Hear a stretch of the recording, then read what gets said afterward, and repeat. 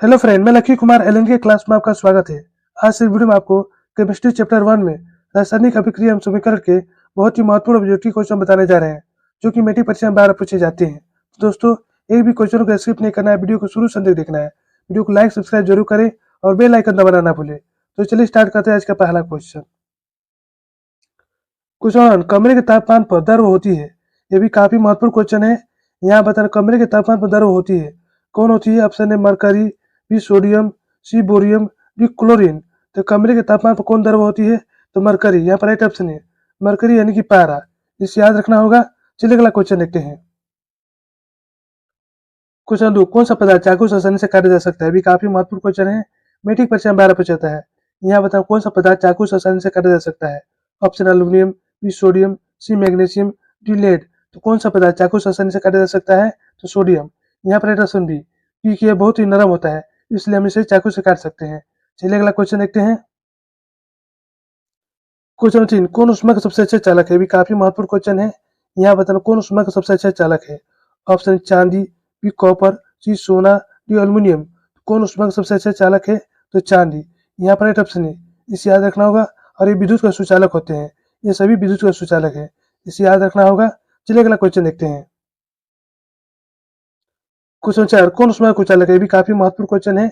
यहाँ बताना, कौन ऊष्मा का कुचालक है? ऑप्शन सोना, बी चांदी, सी सोडियम, डी लेड। कौन ऊष्मा का कुचालक होता है? तो जो लेड है ऊष्मा का कुचालक होता है। यहाँ पर राइट ऑप्शन है, जबकि ये सभी सुचालक है, इसे याद रखना होगा। चलिए अगला क्वेश्चन देखते हैं। क्वेश्चन 5, लोहा ऑक्सीजन संयोग कर क्या बनाता है? भी काफी महत्वपूर्ण क्वेश्चन है।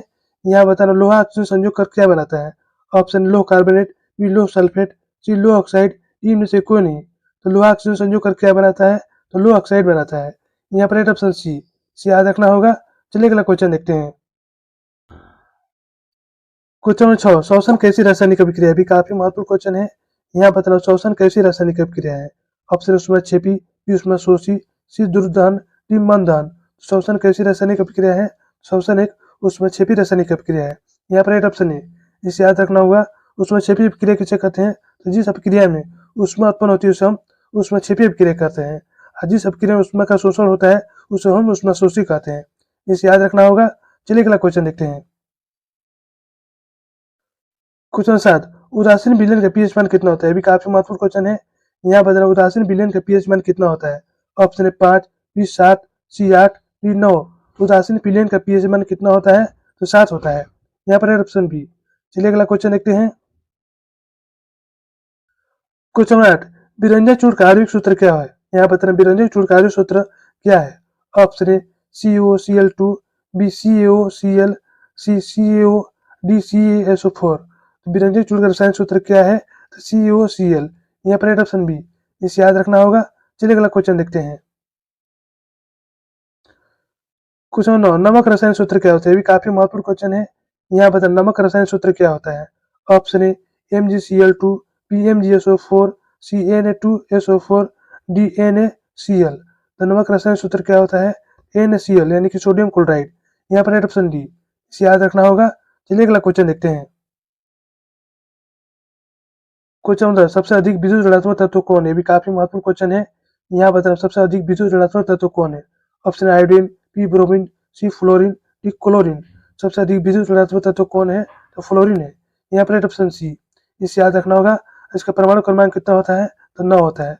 साथ में इसे भी याद रखना होगा। चलिए अगला क्वेश्चन देखते हैं। क्वेश्चन 11, क्या लिथियम को चाकू से काटा जा सकता है? ये भी काफी महत्वपूर्ण क्वेश्चन है। यहाँ बताना, क्या लिथियम को चाकू से काटा जा सकता है? ऑप्शन है हाँ, बी नहीं, सी दोनों, इनमें से कोई नहीं। क्या लिथियम को चाकू से काटा जा सकता है? तो हाँ। यहाँ पर ऑप्शन है, इसे याद रखना होगा। सोडियम, पोटेशियम और लिथियम बहुत ही मुलायम धातु होते हैं, इसलिए इसे हम चाकू से काट सकते हैं, इसे याद रखना होगा। चलिए अगला क्वेश्चन देखते हैं। क्वेश्चन 12, दूध से दही बनना कैसा परिवर्तन है? भी काफी महत्वपूर्ण क्वेश्चन है। यहाँ बता, दूध से दही बनना कैसा परिवर्तन है? ऑप्शन रासायनिक परिवर्तन, बी भौतिक परिवर्तन, से रासायनिक और भौतिक दोनों, डी इनमें से कोई नहीं। तो दूध से दही बनना कैसा परिवर्तन है? तो रासायनिक परिवर्तन है। यहाँ पर राइट ऑप्शन है, इसे याद रखना होगा। मान लिया दूध से दही बन रहा है, फिर दही से दूध नहीं बन पाएगा, इसलिए रासायनिक परिवर्तन है। जबकि जो बर्फ है, पानी से बर्फ बनता है, फिर बर्फ से पानी हो जाता है, इसलिए वो भौतिक परिवर्तन है। तो बर्फ का जमना एक भौतिक परिवर्तन है, और दूध से दही बनना रासायनिक परिवर्तन है, इसे याद रखना होगा। चलिए अगला क्वेश्चन देखते हैं। क्वेश्चन 13, क्या कॉपर आयरन से अधिक क्रियाशील है? ये भी काफी महत्वपूर्ण क्वेश्चन है। यहाँ बताना क्या कॉपर आयरन से अधिक क्रियाशील है? ऑप्शन ए हाँ, बी नहीं, सी कम क्रियाशील है, डी इनमें से कोई नहीं। क्या कॉपर आयरन से अधिक क्रियाशील है? तो नहीं। यहाँ पर राइट ऑप्शन बी, सी याद रखना होगा। चलिए अगला क्वेश्चन देखते हैं। क्वेश्चन नंबर 14, दो धातुओं के नाम बताइए जो प्रकृति में स्वतंत्र स्थान पाते हैं। ये भी काफी महत्वपूर्ण क्वेश्चन है। यहाँ बताना दो धातुओं के नाम बताइए जो प्रकृति में स्वतंत्र स्थान पाते हैं। ऑप्शन ए चांदी और सोना, बी सोडियम और मैग्नीशियम, सी लोहा और कॉपर, डी सोना और प्लेटिनम। दो धातुओं के नाम बताइए जो प्रकृति में स्वतंत्र स्थान पाते हैं। सोना और प्लेटिनम। यहाँ पर ऑप्शन डी, इसे याद रखना होगा। चलिए अगला क्वेश्चन देखते हैं। क्वेश्चन नंबर 15, जब ताजा दूध का पीएच मान 6 है, जब दूध दही में परिवर्तन होता है उसका पीएच मान बढ़ता है घटता है? ऑप्शन ए बढ़ता है, बी घटता है, सी परिवर्तित रहता है, डी इनमें से कोई नहीं। जब ताजा दूध का पीएच मान 6 है, जब दूध दही में परिवर्तन होता है उसका पीएच मान घटता है या बढ़ता है? तो घटता है। यहाँ पर ऑप्शन बी, इसे याद रखना होगा। चलिए अगला क्वेश्चन देखते हैं। क्वेश्चन 16, सोडियम को केरोसिन तेल में डुबोकर क्यों रखा था? ये भी काफी महत्वपूर्ण क्वेश्चन है। यहाँ बताओ सोडियम को केरोसिन तेल में डुबोकर क्यों रखा था है? ऑप्शन ए पिघल न जाए, बी वाष्प न बन जाए, सी ऑक्सीजन से प्रतिक्रिया जलने लगता है, डी इनमें से कोई नहीं। सोडियम को केरोसिन तेल में डुबोकर क्यों रखा जाता है? तो ये ऑक्सीजन से प्रतिक्रिया कर जलने लगता है। यहाँ पर ऑप्शन सी, इसे याद रखना होगा। चलिए अगला क्वेश्चन देखते हैं। क्वेश्चन 17, प्राकृतिक मुक्त रूप में पाए जाने वाले तीन धातुओं का नाम क्या है? ये भी काफी महत्वपूर्ण क्वेश्चन है। यहाँ बता प्राकृतिक मुक्त रूप में पाए जाने वाले तीन धातुओं का नाम क्या है?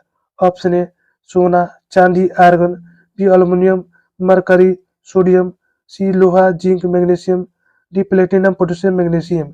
तो प्राकृतिक में मुक्त रूप में पाए जाने वाले तीन धातुओं का नाम क्या है? तो सोना, चांदी और आर्गन। यहाँ पर ऑप्शन ए, इसे याद रखना होगा। चलिए अगला क्वेश्चन देखते हैं। क्वेश्चन 18, कार्बन डाइऑक्साइड गैस जल में घुलकर कौन सा अम्ल बनाती है? भी काफी महत्वपूर्ण क्वेश्चन है। यहाँ पर कार्बन डाइऑक्साइड गैस जल में घुलकर कौन सा अम्ल बनाती है?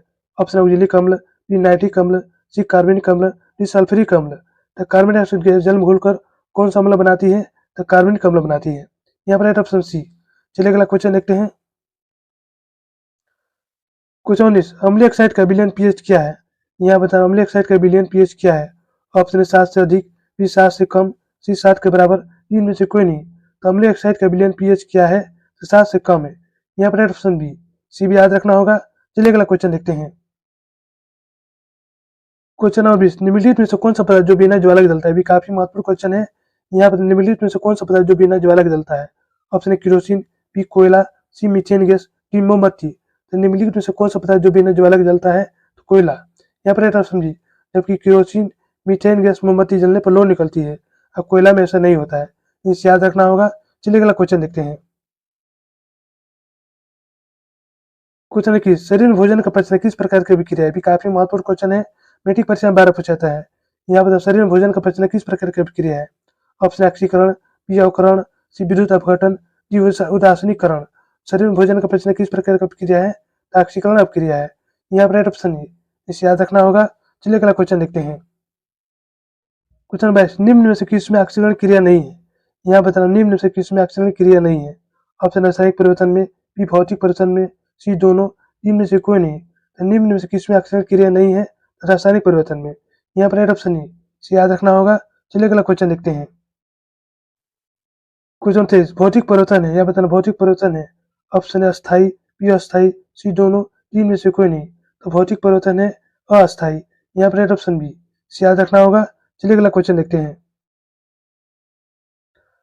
क्वेश्चन 24, उदासीन ऑक्साइड के दो उदाहरण लिखे। यहाँ बताओ उदासीन ऑक्साइड के दो उदाहरण कौन है? तो जिंक ऑक्साइड और कैल्शियम ऑक्साइड। यहाँ पर ऑप्शन ई, इसे याद रखना होगा। चलिए अगला क्वेश्चन देखते हैं।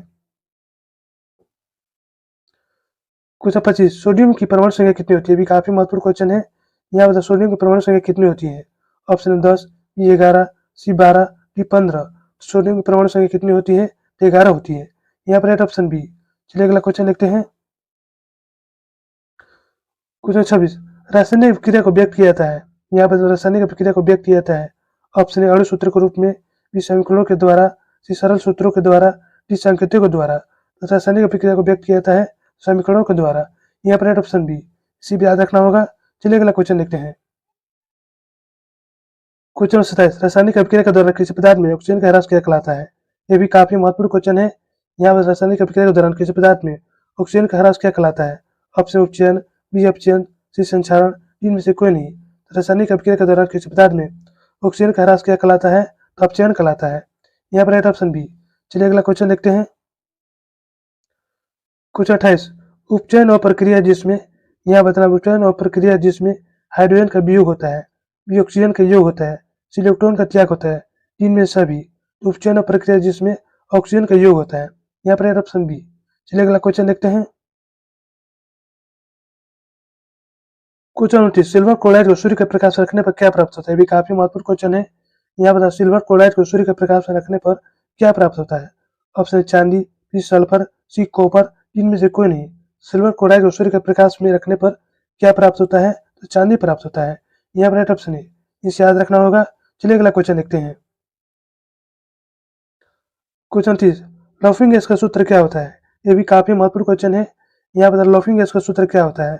Option nitrogen, B nitrous oxide, C sulphur dioxide, D oxygen. तो लॉफ्टिंग गैस का सूत्र क्या होता है? नाइट्रस ऑक्साइड होता है। यहाँ पर राइट ऑप्शन बी, इसे याद रखना होगा। तो दोस्तों यहीं पर वीडियो समाप्त होता है। यदि वीडियो आपको अच्छी लगी तो लाइक सब्सक्राइब जरूर करें और बेल आइकन जरूर दबाएं, जिससे नई वीडियो का नोटिफिकेशन आपको मिलता रहे।